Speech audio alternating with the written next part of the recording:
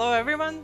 My name is Jelena, and today I'll be talking about how we applied LLMs to for trend detection in scientific papers. So as you probably already heard, actually now, so I'm a senior data scientist at HTEC for almost 3 years now, and I'm working from Novi Sad branch.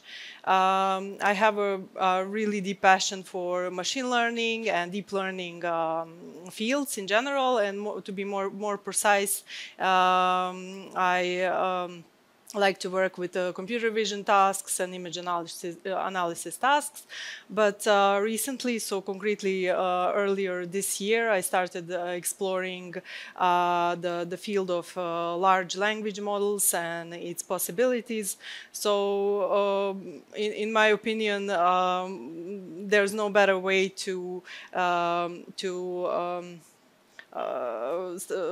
learn something new, but to kind of already start working on a practical project.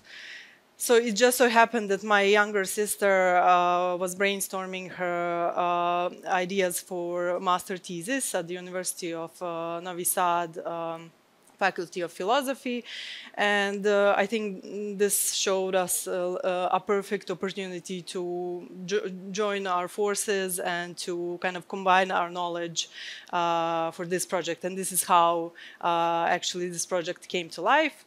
And also, so here you can also see my contact information on the slide, so you feel free really to contact me or if you have any questions or if you just want to connect.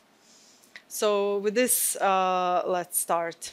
So this is generally the plan of the presentation. So I'll cover the dataset overview, also the challenges that we faced during the working on this project. I'll go through the methodology, which is organized in 4 main steps. So we have the first step, which is data extraction and preprocessing. Then we have the second step, lemmatization and linguistic structuring, which is followed by using LLMs, and finally completing it with the trend analysis. After that, I'll discuss the preliminary results that we have, the interpretation of those results, application and future work, and conclusions, followed by Q&A. So introduction. So as you probably know, the global influence of English in science is undeniable, and we as researchers and professionals in every day we can see how English is shaping the way the science is communicated across different languages. And concretely in our study that we do, we focus only on the Serbian scientific literature. So as I mentioned, with this project or this study, we want to create a trend analysis in scientific papers. But to be more specific, we want to identify Serbian words with English roots, which are detected in published papers in the years since 2009 to 2023. And then we want to analyze these trends. And by doing so, our goal is to see how these linguistic shifts have evolved over time. And to be even more specific, we are concentrating only on the field of technology. So why is this important? There are 3 key reasons. So the first, it provides insights into linguistics adoption, which is actually how different languages borrow and integrate foreign words terms. Then the second key key reason is it highlights the balance between adoption and preservation in Serbian language use. And then we finally have the third key reason is that we hope that this study will help lexicographers and generally language researchers to use this kind of to simply understand understand what's happening and to understand simply the trends that we have. So generally, with this context in mind, let's continue. So here is the data set that we worked with. We have more than 10,000 scientific papers that are published since 2009 to 2023. And these papers are from the archive of Faculty of Technical Sciences at University of Novi Sad. And as you can see here, this data set really has a lot of disciplines, so more than 10 disciplines, which separately each of the disciplines can influence the language differently. So as you can see here, we have electrical engineering, computer science, automation, biomedical engineering, mechanical engineering, and so on. So just for the simplicity of this project, we made a constraint and decided to focus only on the first bullet point, so electrical engineering, computer science, and automation. So the challenges that we face, here on this slide you can see generally the list of some of the important challenges that we have. So here we have the complexity of borrowings. So on one hand you can see that there are some words that are directly borrowed, for example, model from word model, where others, on the other hand, are adapted. So, for example, computer, which comes from computer. And this is a challenge because it makes really tracking of the roots harder. Then we have the second challenge, which is Serbian morphology. And here, for example, borrowed terms adapt to Serbian cases. For example, fila, which is a genitive form or file, and this can obscure its English origin even further.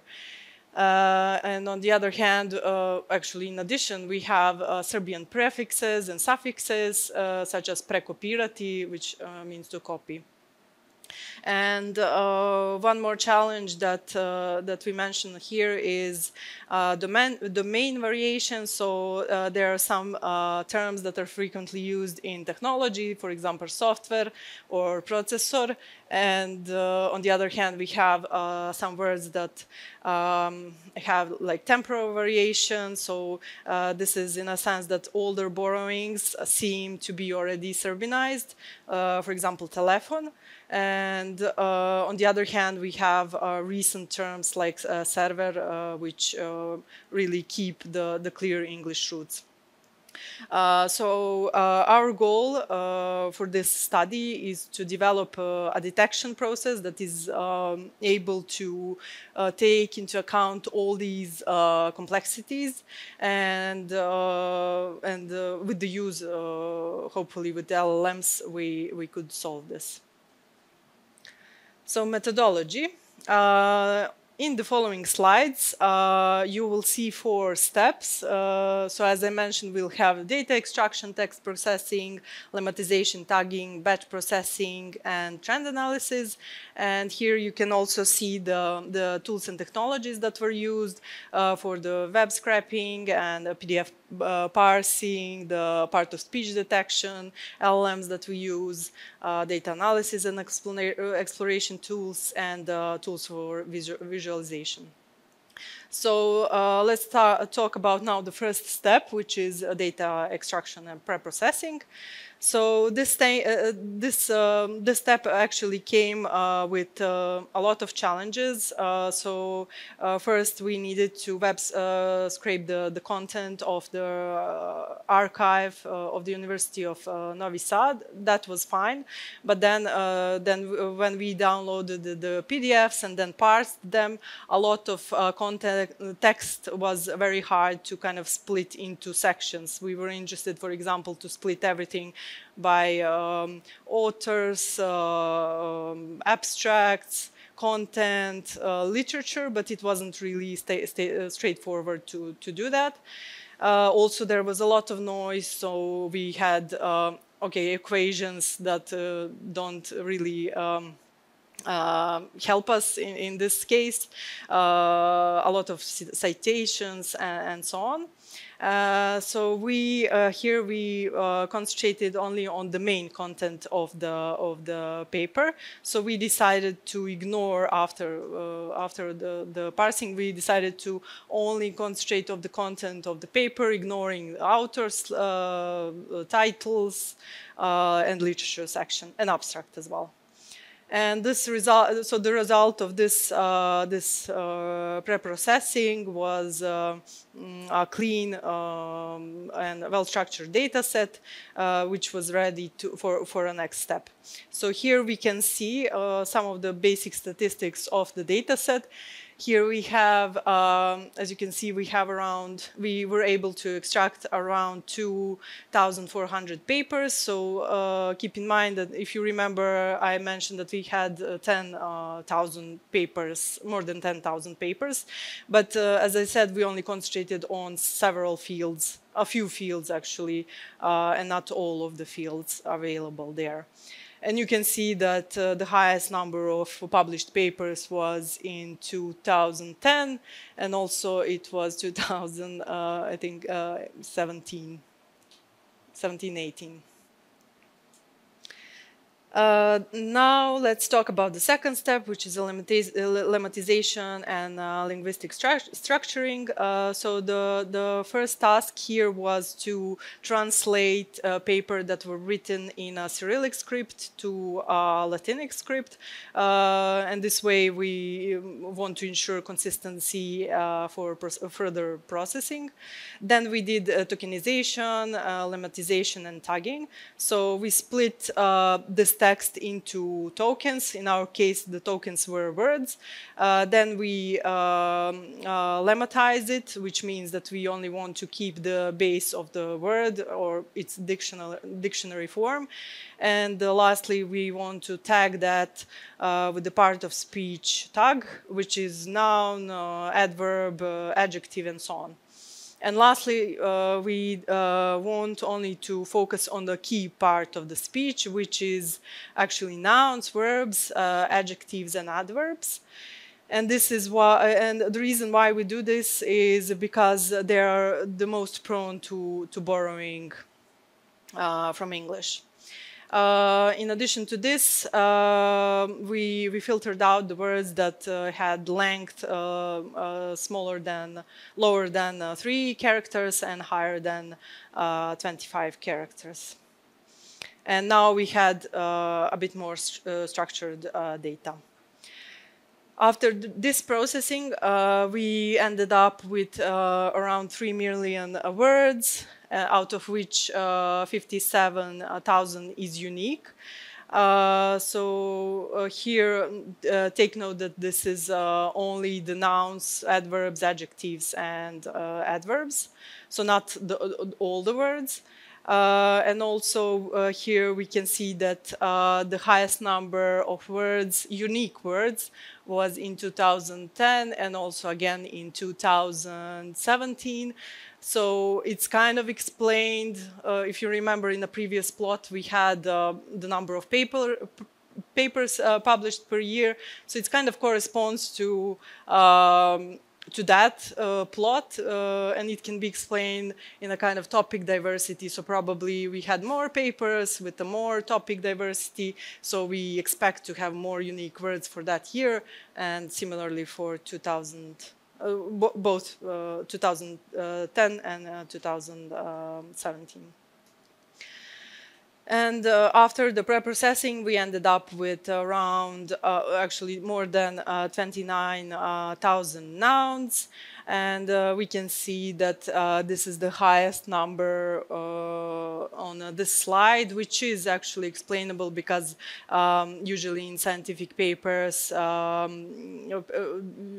there is a terminology. Actually, nouns are the ones that are frequently used.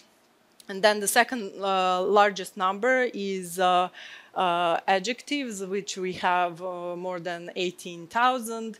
And these are actually the the words that are frequently used to explain or quantify nouns. So, for example, optimal solution and similar cases. And then we have the number of words, which is less frequent. Verbs, here we have around more than 7,000 verbs, which is also explainable because usually in the scientific writing, we more prioritize the facts and concepts rather than actions. And the least number of part of speech types that we had were adverbs, which we have 1,800. And this is probably because in scientific writing, we tend to be more clear, and we tend to kind of not use overly descriptive language. And in this case, for example, significantly is one example, which is really, we are often told when we write scientific papers not to use significantly, except if we are not talking about p-values. We need to be more concrete. And here we have, it was really interesting to see how this number of words and unique words changed over the years, but on a paper level. So here we have a median number of unique words per paper per year. So here we have around 1,200 words per paper and 480 words, unique words per paper. Then we here this is a step of trying to use LLMs for our task, and the reason why we decided to use LLM is that we hope that LLMs would be able to analyze these complex linguistic patterns.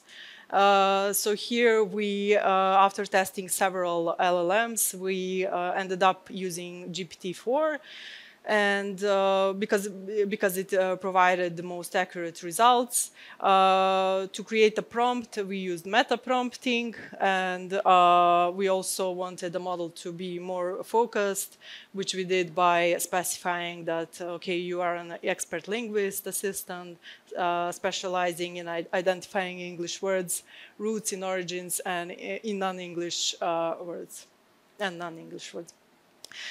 So as you saw previously on the slide, we had around 60,000 unique words in total. And that's a really big amount of words to deal with. So for the scalability reasons, we batched our data into batches of 50 words. And that also ensured that we are kind of still keeping within the GPT-4 token limit. And on the right side, you can see that the prompt, how we send it to a GPT, and we specified that we are expecting the output in a JSON format, and these are the fields that we are expecting, and these are actually the words themselves, their English origin, the native Serbian equivalent, and etymology. So yes, it was also important to note, maybe as a side note, if you do this in the future, it's really not that big, but it's also important to write in a prompt what do you expect if LLM doesn't find the words, for example, in a batch, so how a model should behave. Because by itself, it doesn't know that it needs, for example, to return an empty list. And yes, I think yeah, that's all. Then we have the trend analysis.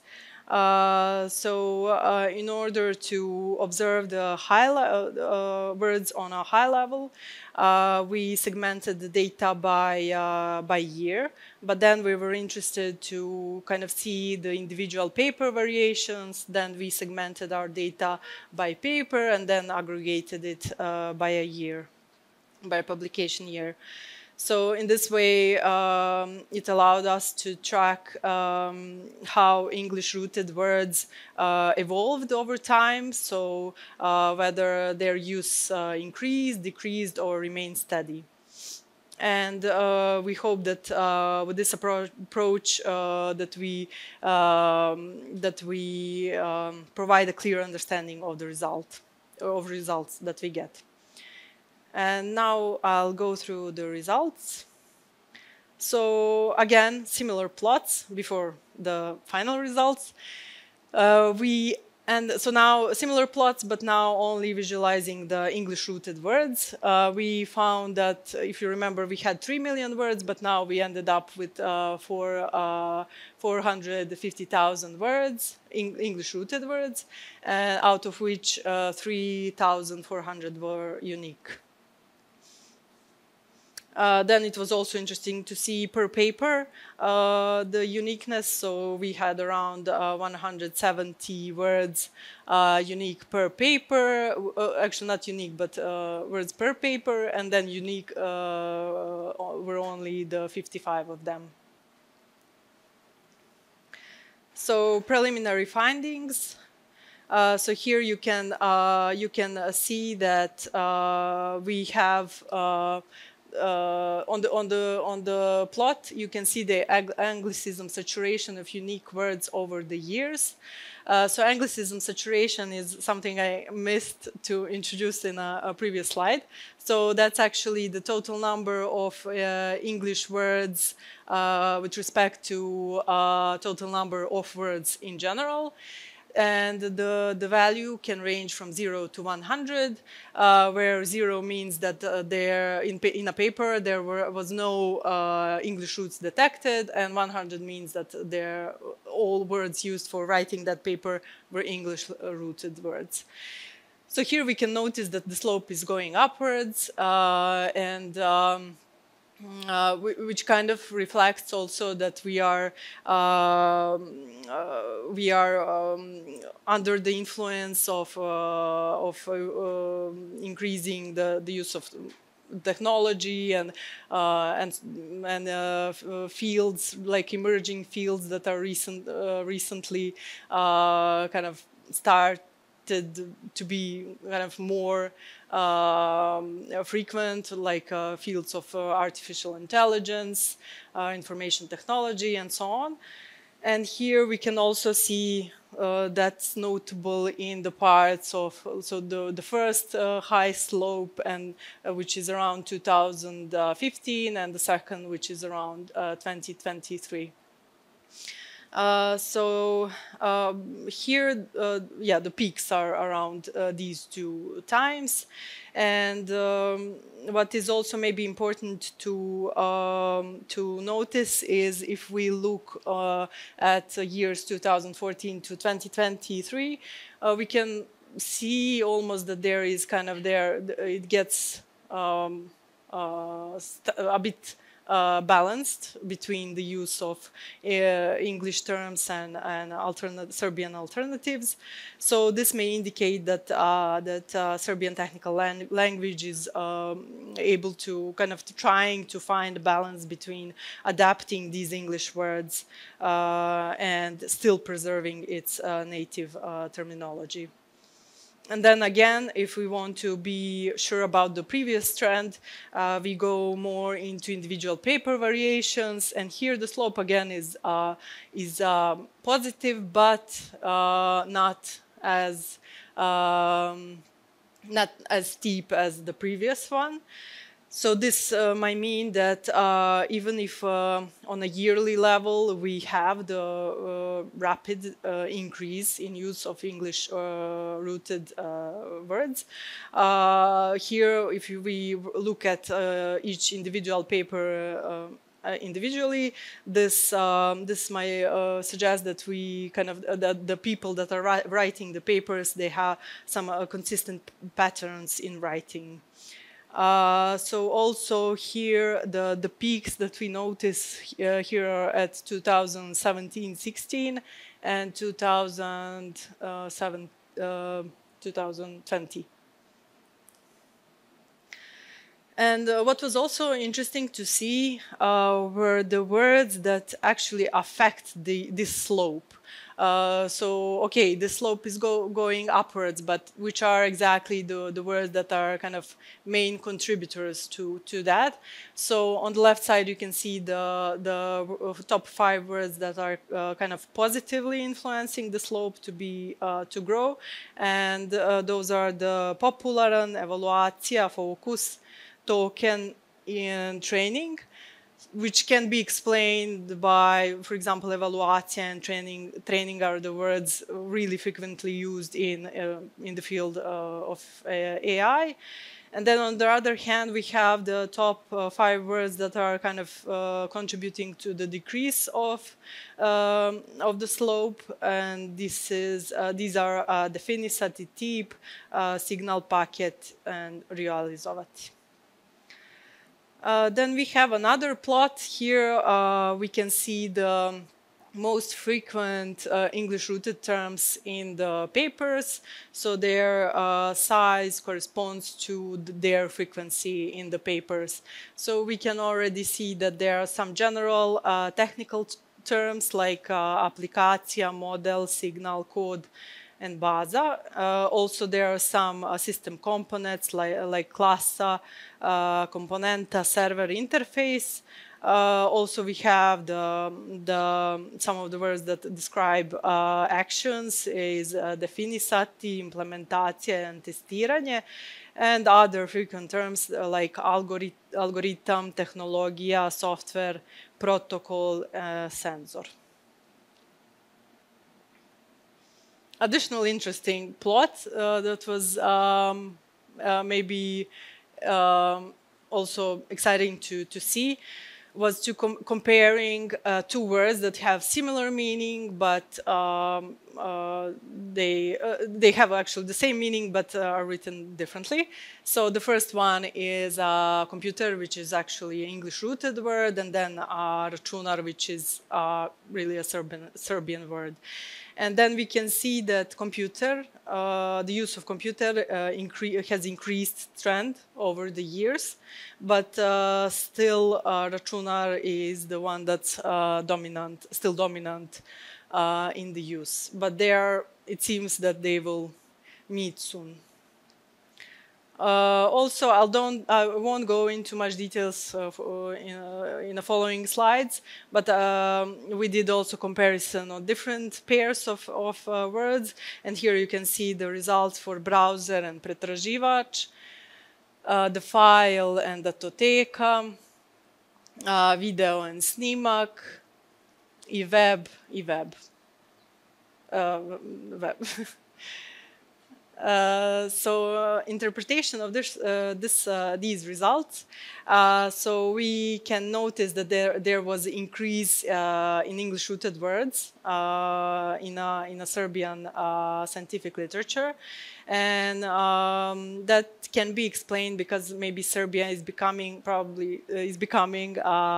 connected to the global scientific community, and especially in the fields like technology, when we use English-rooted terms, we are more clear and understood. Also, the second thing that's important to notice that we may have noticed now the balancing that's happening in recent 3 years. It doesn't have to mean that we are kind of finding the balance, but still it seems that we are kind of sloping down the slope. And the third maybe important thing was that the results that we gather from these findings, we hope that to help Serbian dictionaries, and it will also show how language evolves as a science and technology grows. Now I'll cover the application and future work. So regarding the applications, so these findings that we have can be used in several areas.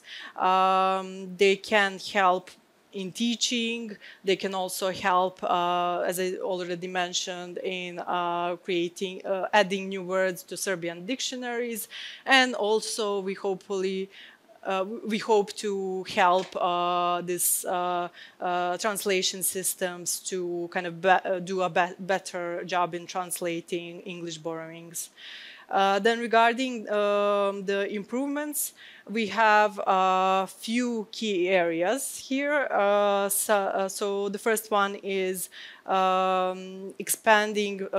hopefully expanding this analysis to other languages. For example, Macedonian. Then we hope to improve the current detection model that we have. And lastly, we want to provide more context for LLM so it can hopefully return even better results. In that sense, I'm referencing to because currently we are only sending the words, but it would be maybe interesting to send to a model the whole sentences a word was written in. And in the long run, this research hopefully helps to track how Serbian language evolves. And with this, we hope to kind of bridge the gap between traditional language preservation and modern linguistic needs. And conclusions and actually takeaways from this study, we found that English-rooted words are widely used in Serbian scientific papers with really patterns that evolve during time. We also found, actually not found, but this kind of proves us and tells us that Serbia is adapting linguistically to stay connected to global scientific community. And regarding the final thoughts, the challenge moving forward in general is finding this balance, as I already mentioned, balance between keeping kind of the Serbian language and still embracing global trends. And that's all. Thank you. If you have any questions, please let me know.